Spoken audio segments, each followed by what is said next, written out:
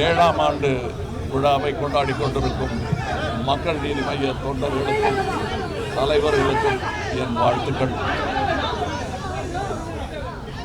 மற்றபடி எளிமையாக கொண்டாடப்படும் இந்த விழா எங்களுக்கு இருக்கும் கடமைகளை நாங்கள் நினைவுபடுத்திக் கொள்ளும் விழாவை தவிர நாங்கள் யார் என்பதை உலகுக்கு காட்டிக்கொள்ளும் விழா அல்ல.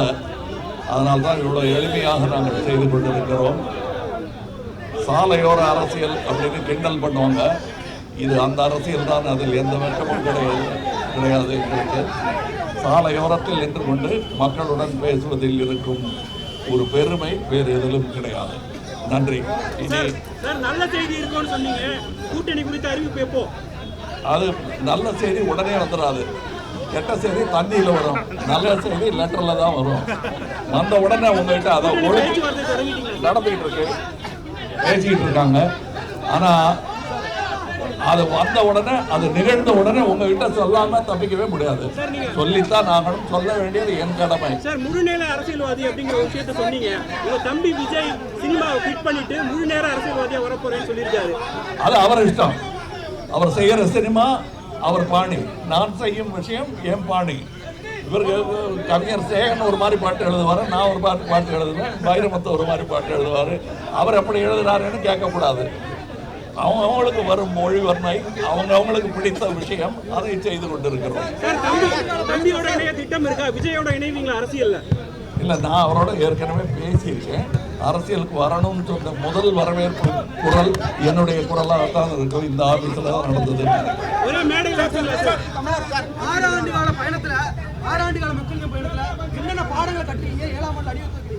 நிறைய பாடங்கள், எது செய்யக்கூடாது என்பதை எல்லாம் கற்றுக்கொண்டோம். எது செய்ய வேண்டிய அவசியம், எதை யாரும் செய்யாமல் மறந்து விட்டார்கள் என்பதையும் கற்றுக்கொண்டோம். எதெல்லாம் நியாயமில்லாத விஷயங்கள் தொடர்ந்து 70 வருடமாக நடந்து கொண்டிருக்கிறது என்பதையும் கற்றுக்கொண்டோம்.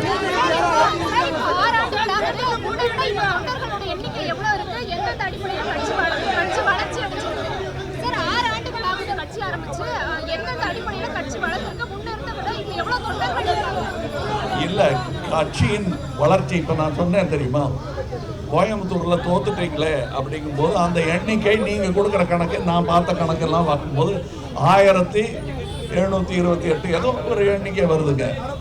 அது அல்ல தோல்வியின் எண்ணிக்கை. 90,000 பீப்புள் ஓட்டை போடல. அதுதான் ஜனநாயகத்தின் தோல்வி. கமல்ஹாசன் தோல்வி விடுங்க, அது கடைசி பட்சம். I have already told that this is the time when you will have to blur party politics and think about the nation. Anybody who thinks selflessly about the nation, my Makkal Needhi Mayyam will be part of it. But if you are playing local feudal politics, we won't be part of it.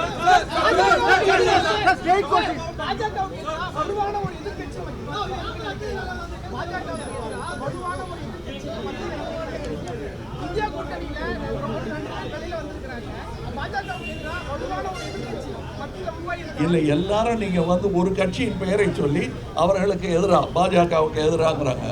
மக்களுக்கு எதிராக நடந்து கொண்டிருக்கும் விஷயங்களுக்கெல்லாம் குரல் கொடுக்க வேண்டிய நீங்கள் அது ஒரு கட்சி தான் பண்ண முடியுமா? அது எல்லா கட்சியும் சேர்ந்து அதான் மக்களுக்கு இவ்வளவு விரோதமான செயல்கள் செய்ய முடியும். No, you cannot take anything directly. I will tell you directly. Have you joined India? No, I haven't. Sir, have you initiated talks initiate பண்ணிட்டீங்களா பார்ட்டி கூட? talks பேச்சுவார்த்தை எல்லாம் நடந்துட்டு இருக்கு. பேசுறதெல்லாம் சொல்ல முடியுமா வழியா? சொல்லக்கூடாது. இது என்ன பார்லிமெண்டா? நினைச்சதெல்லாம் பேசுறதுக்கு பிரஸ் மீட்டுங்க, மரியாதையா இருக்கணும்.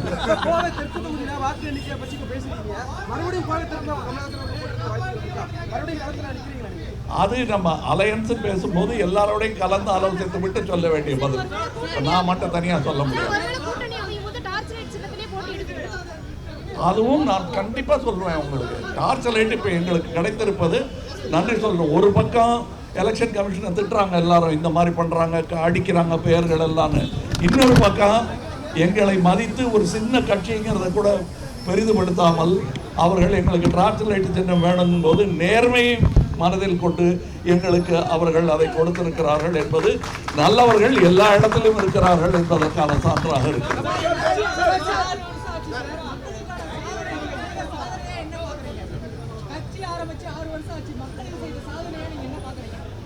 இன்னும் நாங்கள் பாண்டில் கையெழுத்து போட்டு வாங்கலை எதுவும். அது முதல் சாதனை, கடைசி சாதனையும் அதுதான், ஏன்னா உச்சக்கட்ட சாதனையும் அதுதான்.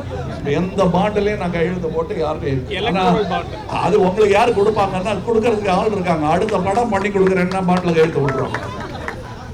கான்ட்ராக்ட்ல கையெழுத்து போடுறவங்க ஒரு 10 கோடி ரூபாய் கொடுக்க மாட்டாங்களா? ஆனால் வாங்கலை. அங்கிருந்து ஆரம்பித்து பல சாதனைகள் இருக்கிறது. அதை இப்ப சொல்ல வேண்டியதில்லை, நேரம் வரும்போது.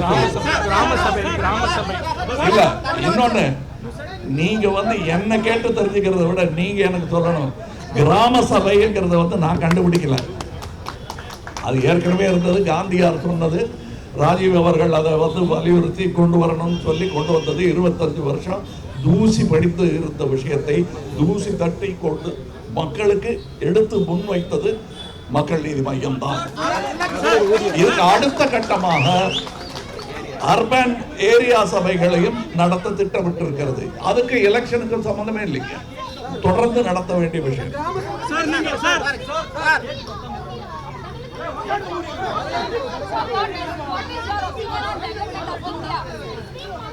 It can be faster. I've been watching other nations who have been behind by 30 years as compared to India, but we are moving slowly because we are full of hyperbole and very little action.